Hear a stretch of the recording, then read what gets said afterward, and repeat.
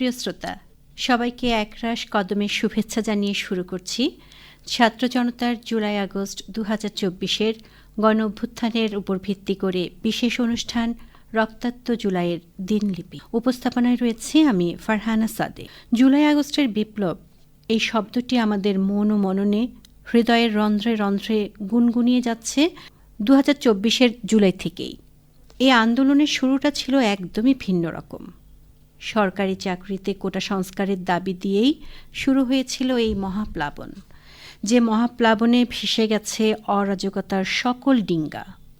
আজ আমরা ফিরে যাব 2024-এর 5ই জুলাই।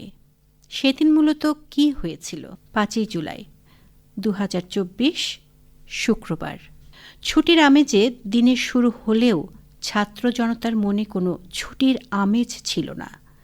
ওই দিন কোটা সংস্কারের দাবিতেই উত্তাল ছিল ঢাকা বিশ্ববিদ্যালয় ক্যাম্পাস। সেই সাথে চট্টগ্রাম, খুলনা, গোপালগঞ্জের সড়ক অবরোধ করা হয়েছিল একই দাবিতে। লঘুচাপ যেমন ধীরে ধীরে ঘূর্ণিঝড়ে পরিণত হয়, দুমড়ে মুচড়ে দেয় সব কিছু, ঠিক তেমনিভাবে ছাত্রসহ দেশের আপামর জনতা ফুঁসে উঠেছিল ফ্যাসিবাদের বিরুদ্ধে। জুলাই গণ আন্দোলনের অনিবার্যতা নিয়ে কথা বলার জন্য আজ আমাদের মাঝে উপস্থিত হয়েছেন জুলাইয়ের গণ আন্দোলনের সক্রিয় অংশগ্রহণকারী চট্টগ্রাম বিশ্ববিদ্যালয়ের শিক্ষার্থী মোহাম্মদ মুজাহিদুল ইসলাম।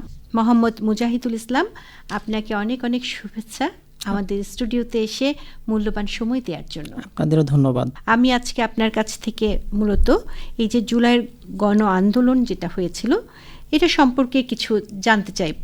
প্রথমে আমি যেটা জানতে চাচ্ছি যে জুলাইয়ের গণ আন্দোলন কেন আসলে অনিবার্য হয়ে উঠেছিল?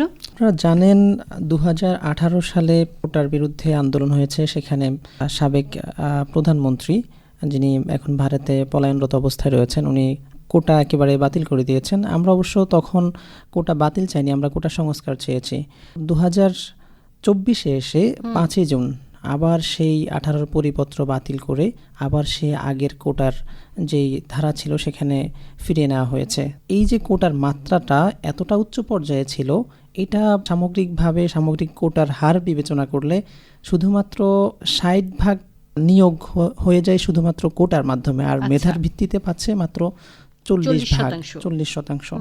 সেই জায়গা থেকে মেধাবীরা দিনরাত পরিশ্রম করে যদি এই 40% মাত্র তাদের জন্য থাকে, আর কোটার অল্প সংখ্যকের জন্য রয়েছে 60%, সেই জায়গা থেকে চাকরি একেবারে অনিশ্চিত হয়ে যাচ্ছিল। আরও যদি আমরা একটু বিবেচনা করি, কোটারগুলো শ্রেণী বিবেচনা করি, আপনি দেখেন পোষ্য কোটা হলো যে যিনি বিশ্ববিদ্যালয়ের শিক্ষক, তার ছেলে মেয়েরা সেখানে চাকরি পাবে বা পড়তে পারবে, কিন্তু তার জন্য কি এটা প্রয়োজন রয়েছে? প্রয়োজন নেই। সেনাবাহিনীতে, পুলিশে পোষ্য কোটা রয়েছে, সে নিজেই প্রতিষ্ঠিত, আবার তার ছেলে মেয়েকেও সেখানে দিতে হবে, তার তো এটা অতটা প্রয়োজন নয়। কিন্তু যারা পিছিয়ে পড়া জনগোষ্ঠী রয়েছে তারা সেই পিছিয়েই থেকে গেল। আপনি দেখেন কোটার মাত্রাগুলো এত উচ্চ পর্যায়ে চলে গেল। আমরা মুক্তিযোদ্ধাদের যে কোটা রয়েছে সেখানে সেটা বিশ্লেষণ করতে গিয়ে আমরা দেখলাম সেখানে 90,000 ভুয়া মুক্তিযোদ্ধা রয়েছে। তো 90,000 ভুয়া মুক্তিযোদ্ধারা, তাদের আবার ভুয়া নাতি ছেলে সাজিয়ে তাদেরকে এভাবে চাকরি দেওয়া হচ্ছে।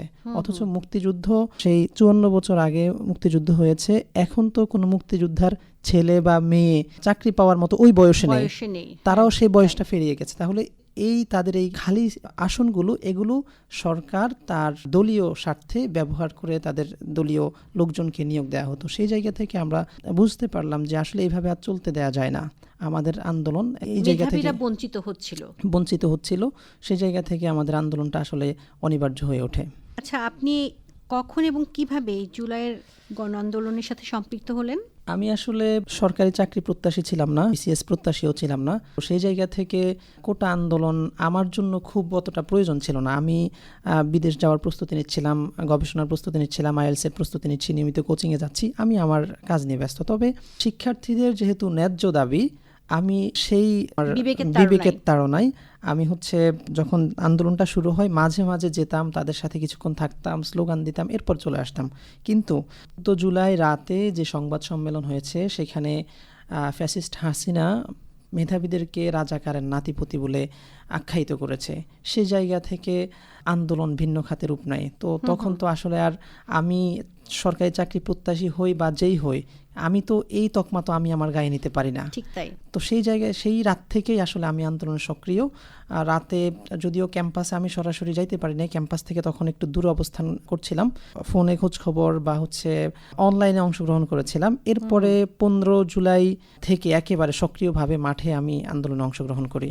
আপনার ফোনে কথা বলার যোগাযোগের কথা নিয়ে আমার একটু মনে পড়লো যে আপনারা তো এই আন্দোলনটা তো ছিল আসলে সারা দেশব্যাপী, তাহলে এই সারা দেশে আপনারা একজন আরেকজনের সাথে কিভাবে যোগাযোগটা রক্ষা করতেন? মানে আপনাদের এই যে আদায় বা চাহিদাগুলো তো একই ছিল, সেটা কিভাবে করতেন? প্রথমত ঢাকা বিশ্ববিদ্যালয় থেকে যখন আন্দোলনটা শুরু হয়, পুরো দেশব্যাপী বিশেষ করে বড় বিশ্ববিদ্যালয়গুলোতে প্রথমেই একটা সমন্বয় কমিটি গঠন করা হয়। সেখানে চট্টগ্রাম বিশ্ববিদ্যালয় থেকে 2 জন আমাদের সেই সমন্বয় কমিটিতে যুক্ত হন।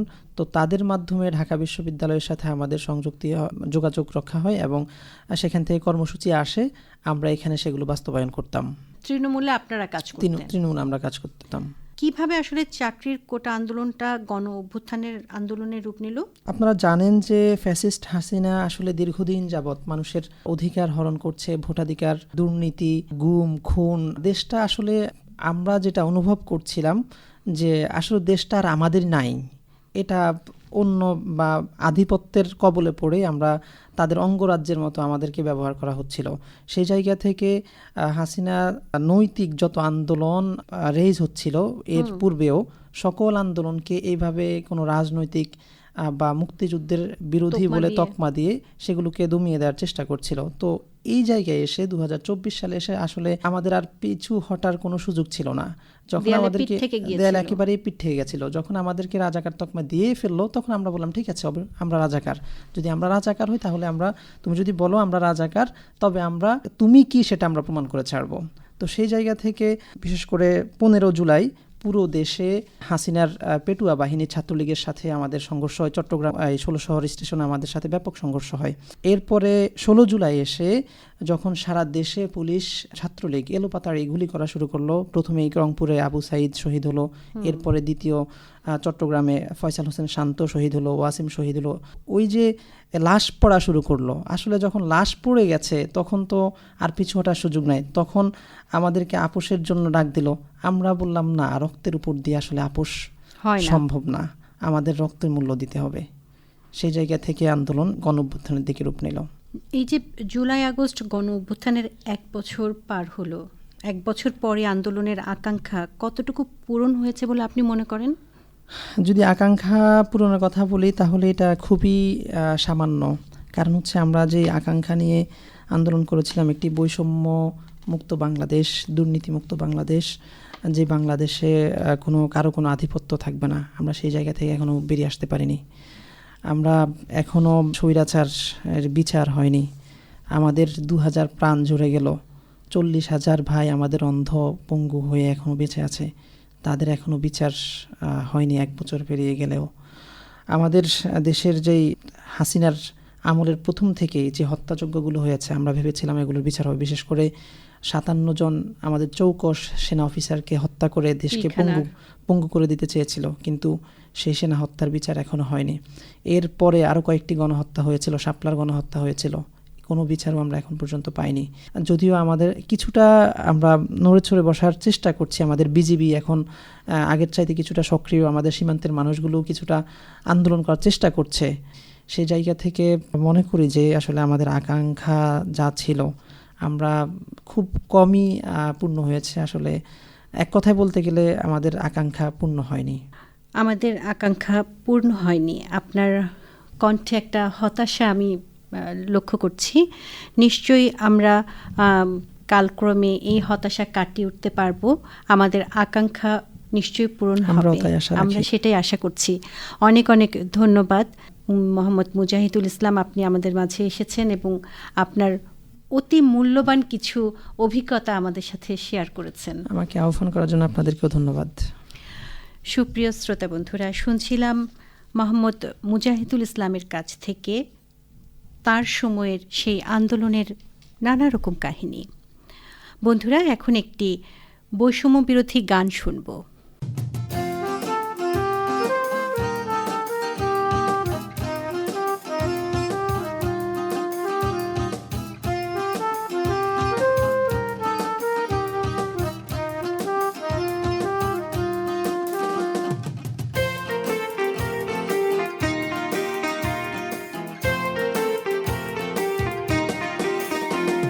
সমৃদ্ধ এই নতুন বাংলাদেশে মিলিত হয়ে তারুণ্যের উৎসবে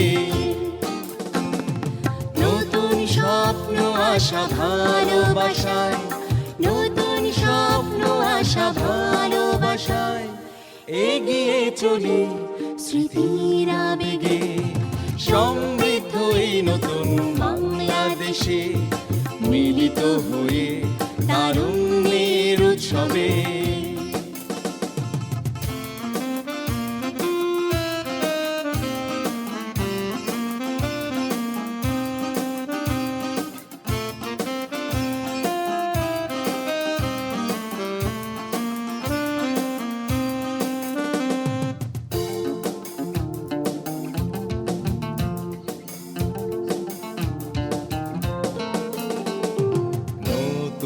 নেতৃত্ব গড়ে তুলতে জাতীয় ঐক্য সৃজনশীলতা সামাজিক দায়িত্ব বোধ জাগ্রত হোক সবার মনে।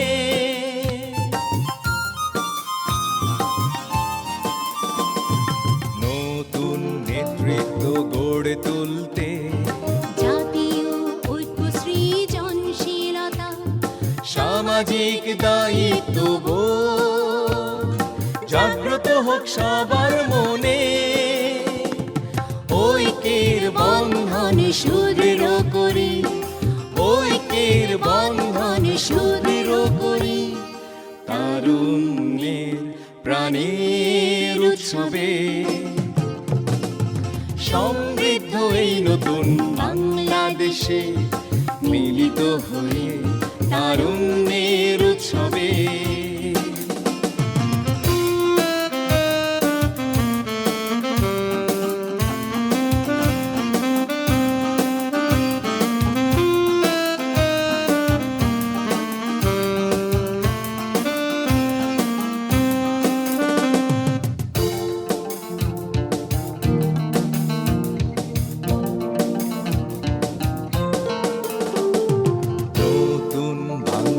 গড়ার লক্ষ্যে সামাজিক আর অর্থনৈতিক উন্নয়ন সেবা অগ্রগতিতে এসেছে তারুণ্যের সফল নেতৃত্ব।